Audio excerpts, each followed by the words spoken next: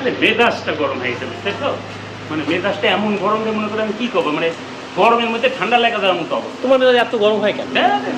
তোমার কি করবো, তুমি দিন দিনের খোঁজ খবর রাখো না? না রাখি তো।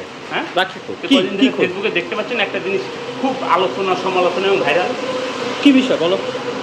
এইসব বিষয় তো মনে করো কেউ মনে করো মানে মানিক যেতে পারে না, আমি তো পুরুষ মানুষ, তাই না? হ্যাঁ হ্যাঁ, আমি পুরুষ। ফেসবুকে দেখাচ্ছে 1.5 মাস আগে বিয়ে করছে, হ্যাঁ 1.5 মাস পরে শালা টের পেলো যে ওটা আর বউ নিয়ে চল না, বেটা চল।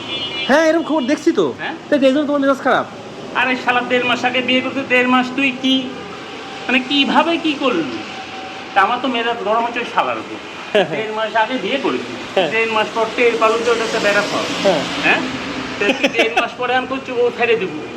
তাহলে আমার কথা হচ্ছে, আমার রায় হচ্ছে তুই শালা 1.5 মাস যখন চালাইছি তুই শালা পুরুষ না, হ্যাঁ। তাহলে তোর শালা আজীবন মেয়াদ ওই নিগলে থাকতে হবে। ওটা তো পুরুষ হোক আর মহিলা হোক, তো করে আজীবন সংসার করতে হবে। এটা এই জন্য মেজাজটা বড় মতো এখন কী করবেন, নিজের ভিতরে মাথায় আওলা আছে, তোর সাথে পরে কথা হবে।